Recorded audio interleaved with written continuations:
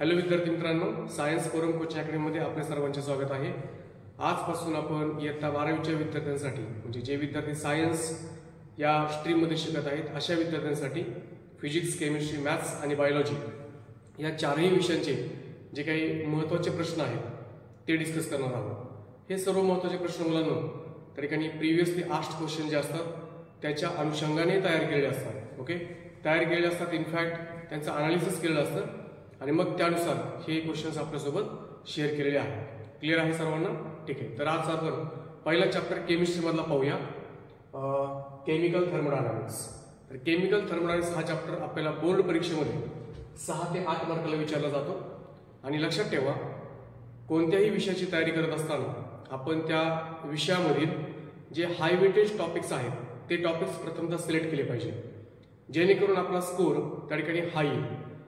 कारण जर आपण हाय वेटेज टॉपिक सिलेक्ट केले आणि ते जर चॅप्टर्स आपण प्रथमतः केले तर त्यांचं रिव्हिजन पण आपलं प्रॉपर होतं।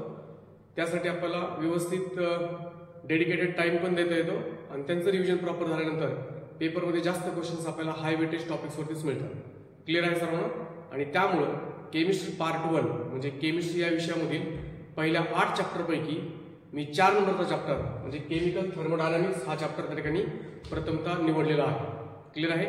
चॅप्टर आपल्या पुस्तकामध्ये आपल्याला भरपूर लेंदी वाटतो, परंतु विद्यार्थी मित्रांनो त्या ठिकाणी जुन्या सिलेबसमध्ये पण हा चॅप्टर होता, नवीन सिलेबसमध्ये पण आहे आणि जुन्या सिलेबसमधले क्वेश्चन, नवीन सिलेबसमधले क्वेश्चन असे सर्व एकंदरीत विचार करतात। जे काही पॉईंट्स मी फळ्यावर दिलेले आहेत ते पॉईंट्स तुम्ही प्रॉपरली त्या ठिकाणी लिहून काढायचे आहेत किंवा त्याचा स्क्रीनशॉट घ्यायचा आहे। प्रथमतः मी हे सर्व पॉईंट्स आपल्यासोबत डिस्कस करतो, त्याचं इम्पॉर्टन्स डिस्कस करतो आणि मग त्यानंतर ॲट द एंडला आपण याचा स्क्रीनशॉट घेऊ शकता। क्लिअर आहे सर्वांना? ठीक आहे, तर अगदी पहिल्या प्रथम एक काम करतो, त्या ठिकाणी जे काही तुमचं केमिस्ट्री या विषयाचं टेक्स्टबुक आहे टेक्स्टबुक घेतो आणि मग हे पॉईंट्स डिस्कस करायला सुरुवात करतो। ठीक आहे, ओके। तर केमिकल थर्मोडायनामिक्स हा जो काही चॅप्टर आहे मुलांनो केमिस्ट्री या विषयामध्ये 63 पेजवरती आहे। आता तुम्ही सर्वांनी पुस्तकं घेऊन बसलं तरी चालेल, हे पुस्तकं घ्या, एक पेन घ्या आणि मी जे जे पॉईंट सांगतोय ते पॉईंट्स पुस्तकामध्ये मार्क केले तरीही चालतील। ठीक आहे, ओके। तर पेज नंबर मुलांनो 64 वरती या आणि 64 वरती प्रॉपर्टीज ऑफ सिस्टीम आहे, एक्सटेन्सिव्ह प्रॉपर्टी आणि इंटेन्सिव्ह प्रॉपर्टी। तर हा पॉईंट पडतो आणि कधी कधी काय होतं ते आपल्याला असं विचारतात, define extensive property, define intensive property, त्याचे एक्झाम्पल्स। कधी कधी एक्झामिनेशन्समध्ये आपल्याला ते एक्झाम्पल देतात आणि कोणत्या प्रकारची प्रॉपर्टी आहे ते डिस्कस करता सांगायला लागतात। तर पहिला पॉईंट तुम्ही मार्क करायचा आहे properties of system. Clear? Okay. आता प्रॉपर्टीज मध्ये जर आपण बघितलं एक्सटेन्सिव्ह आणि इंटेन्सिव्ह। इंटेन्सिव्ह प्रॉपर्टी म्हणजे काय? ज्या प्रॉपर्टी इंडिपेंडेंट असतात on the matter present in the system. Clear आहे सर्वांना? Extensive properties are those properties which are dependent on the matter present in the system. हा एक पॉईंट आपल्याला सर्वांना समजला, तर हा पॉईंट एक मार्क करून घ्या। त्यानंतर आहे मुलांना स्टेट फंक्शनची डेफिनेशन। आता हा प्रश्न विचारलेला नाहीये पण फक्त मार्क करून ठेवा स्टेट फंक्शनची डेफिनेशन। पाथ फंक्शनचे 2च एक्झाम्पल आहेत, वर्क आणि हीट। हे पॉईंट फक्त चालता चालता मार्क करा, जे प्रिव्हियसली आस्क्ड क्वेश्चन्स आहेत ते तुम्हाला फळ्यावरती दिसत आहेत। त्यानंतर मुलांना पुढे मी तुम्हाला दिलेलं आहे रिव्हर्सिबल प्रोसेस। एका एक्झामिनेशनमध्ये म्हणजे जुलै 18ला फीचर्स ऑफ रिव्हर्सिबल प्रोसेस असा प्रश्न विचारला होता। पेज नंबर 65 वरती अगदी बॉटमला तुम्हाला त्या ठिकाणी फीचर्स ऑफ रिव्हर्सिबल प्रोसेस हा पॉईंट त्या ठिकाणी बघायला भेटेल। ठीक आहे, ओके। चला पुढं। त्यानंतर मुलांना पेज नंबर 67 वरती expression of PV type of work इथे लिहिलेले, PV work W = -P external delta V। हे पण डेरिव्हेशन 2 मार्कासाठी आपल्याला विचारलं जातं, महत्वाचं आहे। मार्च 15ला विचारलेलं आहे, हेही लक्षात घ्या। त्यानंतर खाली त्याच्या फ्री एक्सपान्शन म्हणून दिलेलं आहे। फ्री एक्सपान्शन मध्ये वर्क डन = 0 असतं, हे एक लक्षात ठेवा, म्हणजे in a vacuum work done = 0। तर याच्यावरती क्वेश्चन आता रिसेंटली मागच्या 23 किंवा 22ला विचारलेला प्रश्न आहे। त्यांनी गिव्हन डेटा दिला होता आणि ॲट द एंडला त्यांनी म्हटलेलं find work done in a vacuum.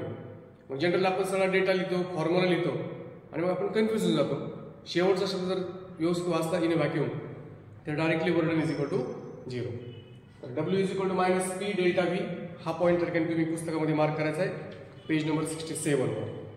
Page number 68 वरती या, त्यामध्ये प्रॉब्लेम 4.1, 4.2 अशा टाईपचे क्वेश्चन्स त्या ठिकाणी प्रिव्हियस इयरला विचारलेले आहेत, ते दोन्ही मार्क करून ठेवा. ठीक आहे. पेज नंबर 69 वरती या. एक्सप्रेशन फॉर मॅक्सिमम वर्क, हाही पॉईंट अत्यंत महत्वाचा आहे. 2 किंवा 3 मार्काला डेरिव्हेशन्स हे देखील विचारलं जातं. ओके. पेज नंबर 70 वर या. Problem 4.4 is most important problem, कारण हा प्रॉब्लेम सुद्धा पेपरला विचारलाय आणि सिमिलर टाईपचे 3-4 वेळेस क्वेश्चन विचारलेले आहे. म्हणजे जसं की या प्रॉब्लेममध्ये मुलांना तुम्ही जर बघितलं की प्रॉब्लेम 4.4 मध्ये पेज नंबर 70 वर असणारा 2 मोल्स ऑफ आयडल गॅस, तर काय काय केसमध्ये परत त्यांनी व्हॉल्यूम दिलाय 20 लिटर टू 30 लिटर, तर काय काय पेपरमध्ये त्यांनी आपल्याला 15 लिटर टू 30 लिटर असं दिलेलं आहे. तर खूप वेळा विचारलेला आहे क्वेश्चन, त्यामुळे हा क्वेश्चन अगदी व्यवस्थित प्रॉपरली प्रिपेअर करायचा आहे. ओके. त्यानंतर मुलांनो प्रॉब्लेम 4.6. आता हा जो क्वेश्चन आहे, हा क्वेश्चन नवीन सिलेबसनुसार विचारला नाही, पण जुन्या सिलेबसमध्ये सेम अशाच टाईपचा क्वेश्चन होता. म्हणजे 300 मिलीमोलच्या ऐवजी 2000 मिलीमोल वगैरे असा काहीतरी क्वेश्चन होता. तर तोही क्वेश्चन विचारला जातो, त्यामुळे आपण त्या ठिकाणी रिस्क घ्यायची नाही. प्रॉब्लेम 4.6 सुद्धा अगदी व्यवस्थित त्या ठिकाणी तयार करायचा आहे. ओके. लक्षात आलं सर्वांच्या? ठीक आहे. ओके. त्यानंतर आता यानंतर पुढचा जो पार्ट आहे, first law of thermodynamics plus formulation of first law of thermodynamics. लक्षात घ्या, फर्स्ट लॉ ऑफ थर्मोडायनामिक्स तर पडतोच, प्लस त्याचं मॅथमॅटिकल एक्सप्रेशन सुद्धा आपल्याला बोर्ड एक्झामिनेशन मध्ये बघायला भेटतं. अगदी व्यवस्थित ते सुद्धा प्रिपेअर करायचं आहे. पेज नंबर 71 वरती formulation of first law of thermodynamics असा त्या ठिकाणी एक पॉईंट आहे, तो व्यवस्थित करा. क्लिअर आहे सर्वांना? ठीक आहे. नेक्स्ट आहे मुलांनो, फर्स्ट लॉ ऑफ थर्मोडायनामिक्सचं जे काय एक्सप्रेशन आहे ते एक्सप्रेशन यूज करून आपण त्या ठिकाणी म्हणजे ते एक्सप्रेशन आपण व्हेरियस प्रोसेसेसमध्ये यूज करायचं. आयसोथर्मल प्रोसेसमध्ये, ॲडियाबॅटिकमध्ये, परत आयसोकोरिक, आयसोबेरिक प्रोसेस, म्हणजे पेज नंबर 71 हे महत्वाचं राहील. आयसोथर्मल, ॲडियाबॅटिक दिलेलं आहे, ते अगदी व्यवस्थित प्रिपेअर करा. हे पॉईंट पेपरला पडलेले आहेत, लक्षात घ्या. त्यानंतर मुलांनो पुढचा पार्ट आहे डिफाईन एन्थाल्पी. पेपरसाठी आपल्याला डिफाईन एन्थाल्पी असाही पॉईंट त्या ठिकाणी पेपरला पडतो, लक्षात घ्या. आता एन्थाल्पीमध्ये हे 2 एक्सप्रेशन्स आहेत, delta H is equal to delta U plus P delta V, delta H is equal to delta U plus delta N G R T. तर हे 2 क्वेश्चन जर तुम्ही बघितले तर प्रिव्हियस पेपरमध्ये तुम्हाला कमीत कमी 3 ते 4 वेळेस हे क्वेश्चन पडलेले बघायला भेटतील. त्यामुळे ज्यावेळेस तुम्ही थर्मोडायनामिक्सचा अभ्यास करता त्यावेळेस हे पहिल्यांदा करा, कारण हे पेपरला पडतच आहे. क्लिअर? त्याचप्रमाणे फर्स्ट लॉ ऑफ थर्मोडायनामिक्स जे काय एक्सप्रेशन आहे, ओके, काय एक्सप्रेशन आहे, डेल्टा त्या ठिकाणी delta U is equal to Q plus W. आता लक्षात घ्या, फर्स्ट लॉ ऑफ थर्मोडायनामिक्स वरती आता हा जो पार्ट आहे तुमचा delta U is equal to Q plus W, ह्याच्यावरती जर तुम्ही सीईटी मध्ये क्वेश्चन्स बघितले तर दरवर्षी याच्यावरती क्वेश्चन्स तुम्हाला पेपरला बघायला भेटतील. एवढं कळलं का सर्वांना? मार्क करून घ्या. पेज नंबर 72 वरती त्या ठिकाणी एन्थाल्पीचे डेफिनेशन आहे, त्याचप्रमाणे delta H is equal to delta U plus P delta V आहे. पेज नंबर 73 वर delta H is equal to delta U plus delta N G R T आहे, म्हणजे हा वाला पार्ट. ओके, ठीक आहे. आता ओके, हे एक झालं. आता प्रॉब्लेम 4.7 एक नीट करा, 4.8 नीट करा. 4.7 आणि 4.8 च्या मध्ये under what conditions delta H is equal to delta U असा एक पॉईंट त्यांनी आपल्याला दिलेला आहे पेज नंबर 73 वर. त्यामुळे तुम्ही सर्वांनी तो एक पॉईंट अगदी व्यवस्थित बघायचा आहे. हा सुद्धा प्रिव्हियसली विचारलेला प्रश्न आहे. मुलांनो प्रॉब्लेम 4.9 हाही करायचा आहे. सिमिलर या टाईपचा क्वेश्चन आपल्याला मार्च 19 ला विचारला होता, हेही लक्षात ठेवायचं आहे. क्लिअर? आणि मग बाकीचं 4.8.2 जे आहे ते तुम्ही जस्ट रेडी करू शकता, बघा तुमच्या पद्धतीने. ठीक आहे. त्यानंतर एन्थाल्पीच्या डेफिनेशन्स मी तुम्हाला पुढचा हा पॉईंट लिहिला आहे. Define enthalpies of fusion, enthalpy of vaporisation, enthalpy of sublimation. ह्या 3 डेफिनेशन नीट करायच्या अलॉंग विथ एक्झाम्पल्स. डेफिनेशन लिहायची, एक्झाम्पल लिहायचं, डेफिनेशन लिहायची, एक्झाम्पल लिहायचं. Enthalpy of ionisation, enthalpy of atomisation. कळलं का सर्वांना? तर ह्या डेफिनेशन्स नीटच करायच्या आहेत व्यवस्थित. क्लिअर? प्रत्येकाचं एक्झाम्पल, प्रत्येकाची डेफिनेशन व्यवस्थित तरीके तयार करायची. आणि आता या ठिकाणी enthalpy of sublimation is equal to enthalpy of fusion plus enthalpy of vaporisation असं 1 मार्काला आपल्याला बोर्ड परीक्षेमध्ये विचारलं गेलेलं आहे. यानंतर मुलांना थेरॉटिकल पार्ट जर बघितला तर हेस लॉ ऑफ अ कॉन्स्टंटेड समेशन हाही प्रश्न आपल्याला थेअरी म्हणजे स्टेटमेंट आणि एक्झाम्पल एक्सप्लेन करायला 3 मार्कासाठी बराच वेळेस विचारलेला आहे, कमीत कमी 2 ते 3 वेळेस हा पार्ट आपल्याला त्यांनी पेपरला विचारलेला आहे. मला वाटतं जे काही मी तुमच्यासोबत डिस्कशन करत आहे ते तुम्हाला सर्वांना अगदी व्यवस्थित लक्षात येत असेल. ठीक आहे. पेज नंबर 77 वरती या सर्वांनी आता प्रॉब्लेम 4.10 व्यवस्थित करायचा आहे. त्यानंतर प्रॉब्लेम 4.11 व्यवस्थित करायचा आहे, पडलेला आहे पेपरला. त्यानंतर प्रॉब्लेम 4.12 बॉन्ड एन्थॅल्पीवरती न्यूमेरिकल आहे, पेपरला पडलेला आहे, व्यवस्थित करा. त्यानंतर प्रॉब्लेम 4.13 मार्च 16ला पडलेला आहे, व्यवस्थित करायचा आहे, हा सुद्धा प्रॉब्लेम. सॉल्ड एक्झाम्पल सगळे करा. ठीक आहे. पेज नंबर 80 वरती या मुलांनो, आणि पेज नंबर 80 वरती हेसस लॉ ऑफ हीट समेशन आहे, तर त्याचं स्टेटमेंट आणि एक्झाम्पल करा. अगदी सोपं आहे, काहीच अवघड नाही आहे. राईट. हेस लॉवरती थेअरी पण पडते, न्यूमेरिकल्स पण पडतात, त्याचे काही सॉल्ड एक्झाम्पल आहेत.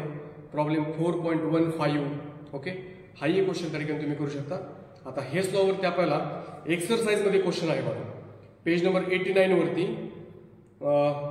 आता हे जुनं पुस्तक आहे माझ्याकडे, या जुन्या पुस्तकामध्ये त्यांनी नंबर थोडेसे वेळ दिलेले आहेत. कॅल्क्युलेट. ओके. पेज नंबर 89 वरती वरून 2 नंबरचा जो क्वेश्चन आहे, म्हणजे ब्रॉड क्वेश्चन आहे थोडासा, आणि तो एक क्वेश्चन, त्याच्या खालचा एक अजून एक क्वेश्चन आहे. समजा calculate the standard एन्थॅल्पी of formation CH3OH, हा क्वेश्चन नीट करा, त्याच्या खालचा क्वेश्चन नीट करा. तर हे क्वेश्चन तुम्हाला पेपरला पडतात हेस लॉवर. तर हा जो 19 नंबरचा क्वेश्चन आहे मुलांनो, हा 19 नंबरचा क्वेश्चन पेपरला पडलेला आहे 2 वेळेस, रिसेंटली पडलेला क्वेश्चन आहे. ठीक आहे. ओके. तर आपण सर्वजण हे जे काही तुम्हाला फळ्यावरती दिसत आहे याचा प्रॉपरली तुम्ही स्क्रीनशॉट काढून घेऊ शकता. ठीक आहे. आता यापुढील जो काही उर्वरित पार्ट आहे तो म्हणजे एंट्रॉपी. तर एंट्रॉपीचे डेफिनेशन पेपरसाठी आपल्याला महत्त्वाचे आहे. एंट्रॉपीचे डेफिनेशन तर महत्त्वाचे आहेच, त्याचप्रमाणे ते पेपर आपल्याला काय देतात, असे की एक्झाम्पल देतील. म्हणजे सॉलिडचं कन्व्हर्जन लिक्विडमध्ये, तर त्या केसमध्ये entropy will increase or decrease.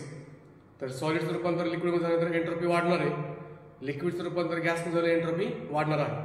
अशा केसमध्ये मुलांना डेल्टा एस जे काही साईन असणार आहे ते पॉझिटिव्ह असेल, म्हणजे the given reaction is spontaneous.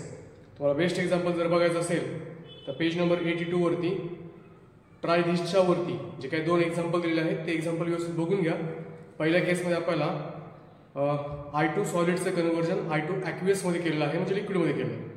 म्हणजे ज्यामध्ये सॉलिडचं रूपांतर लिक्विडमध्ये झालं आहे, याचा अर्थ एंट्रॉपी इन्क्रीज झालेली आहे, कारण रँडमनेस वाढला, मोलिक्युलर रँडमनेस वाढला, डिसऑर्डरनेस वाढला म्हणून. आता एंट्रॉपी वाढली म्हणजे change in entropy will be positive. त्याच्या खाली परत अजून एक एक्झाम्पल दिलं आहे, H2 गॅसचं रूपांतर ट्वाईस H गॅसमध्ये दिलेलं आहे. तर या पर्टिक्युलर केसमध्ये नंबर ऑफ ॲटम्स वाढलेत, म्हणजे डिसऑर्डरनेस वाढला. फेज जरी सेम राहिली असेल तरी पण रँडमनेस वाढलेला आहे, नंबर ऑफ ॲटम्स वाढलेले आहेत, म्हणून एंट्रॉपी वाढलेली आहे. तर असे एक्झाम्पल ओरिएंटेड क्वेश्चन आपल्याला ते विचारतील. ठीक आहे. पेज नंबर 83 वरती मुलांनो सेकंड लॉ ऑफ थर्मोडायनामिक्स पेपरला विचारलेला आहे, ऑक्टोबर 15ला, महत्त्वाचा आहे, मार्क करून ठेवा. 83 वरती second law of thermodynamics statement आणि त्याचं मॅथमॅटिकल एक्सप्रेशन, बस एवढंच महत्त्वाचं आहे. बाकीचं मग तुम्ही त्याच्यामध्ये फक्त अंडरस्टँडिंग पर्पजसाठी वाचलं तर ठीक आहे, आणि नाही वाचलं तरी पण असा काही तोटा होणार नाही. पेज नंबर 83 वरती अगदी टॉपला काही कंडिशन्स दिल्या आहेत. Delta S total is greater than 0 तर स्पॉन्टेनियस प्रोसेस असेल, लेस दॅन 0 असेल तर नॉन स्पॉन्टेनियस प्रोसेस आहे. तर ते 3 पॉईंट त्या कंडिशन 3 व्यवस्थित बघून घ्या. त्यानंतर मला गिब्स एनर्जीचं जे काही एक्सप्रेशन आहे, गिब्स एनर्जी ते आपल्याला विचार डिफाईन गिब्स एनर्जी आणि एक्सप्रेशन हे डिराईव्ह करायला विचारते. इनफॅक्ट विचारलेले सुद्धा आहे, delta G is equal to -T delta S total. तर हे तुम्हाला डेरिव्हेशन व्यवस्थित करायचं आहे. पेज नंबर 83 वरती जे काही बॉटम पॉईंट आहे, रिलेशन बिटवीन डेल्टा जी आणि डेल्टा एस टोटल, तर तो तुम्हाला एक्सप्रेशनच्या फॉर्मॅटमध्ये विचारतील किंवा 1 मार्कासाठी विचारतील. क्लिअर आहे? ओके. असं त्यानंतर त्याच्या कंडिशन्स आहेत म्हणून कंडिशन्स ऑफ दी स्पॉन्टॅनिटी. तर 84 पेजवरती delta G is equal to -T delta S दिसते तुम्हाला, त्याच्या खाली 3 कंडिशन्स दिलेल्या आहेत. तर ते 3 कंडिशन व्यवस्थित करून ठेवा, त्याही पेपरला आपल्याला विचारलेलं आहे, जसे की ऑक्टोबर 13ला विचारले, ऑक्टोबर 13ला. पेज नंबर 84 वरती गिब्स फंक्शन आणि इक्विलिब्रियम कॉन्स्टंट, तोही पॉईंट आपल्याला पेपरला विचारतात. गिब्स एनर्जी आणि इक्विलिब्रियम कॉन्स्टंट म्हणजे कॉन्स्टंट प्रेशरला केपी आणि कॉन्स्टंट कॉन्सन्ट्रेशनला वगैरे त्या ठिकाणी केसी वगैरे घेतात. तर त्याचा हा जो काही पॉईंट आहे, म्हणजे पेज नंबर 85 वरती delta G standard is equal to -2.303 RT log to the base 10 KP आणि KC हे 2 पॉईंट तुम्हाला पेपरला विचारलेले आहेत, प्रिव्हियसली आस्क्ड क्वेश्चन्स आहेत लक्षात सर्वांच्या. मग त्याच्यामध्ये आधारित असणारे जे काही क्वेश्चन्स आहेत, प्रॉब्लेम 4.16 अशा टाईपचे क्वेश्चन जुन्या सिलेबसमध्ये पण विचारायचे, नवीन सिलेबसमध्ये पण विचारलेले आहेत. मग सॉल्व्ह प्रॉब्लेम तर जवळपास तुम्ही सर्वच करण्याचा प्रयत्न करा. मधले मी 1-2 थोडेसे स्किप केलेले आहेत, थोडेसे लेंदी कॅल्क्युलेशन्स आहेत, त्यामुळे ते क्वेश्चन्स पेपरला येतील असं मला तरी नाही वाटत. ठीक आहे, तर प्रॉब्लेम 4.16, 4.17, 4.18 त्यातलं 4.16, 4.18 अशा टाईपचे क्वेश्चन्स इथून पाठीमागे येऊन गेलेले आहेत, त्यामुळे प्रॅक्टिस करायला काही हरकत नाही. ओके, ठीक आहे. त्यानंतर मग प्रॉब्लेम 4.19 वगैरे आहे, तर तोही क्वेश्चन तुम्ही बघून घेऊ शकता.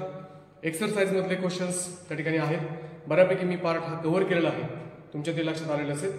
तर हे सर्व क्वेश्चन्स तुम्ही अगदी व्यवस्थित करा आणि लक्षात घ्या.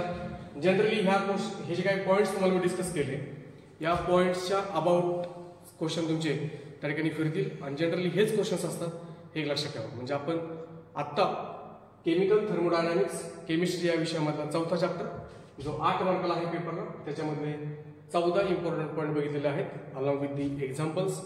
जेवढं सांगितलं आहे तेवढं व्यवस्थित प्रिपेअर करा. हाय वेटेज टॉपिक्सला प्राधान्य द्या. ओके, तर मला वाटतं हे तुमच्या सर्वांच्या लक्षात आलं असेल. आपण या ठिकाणी थांबूया. धन्यवाद.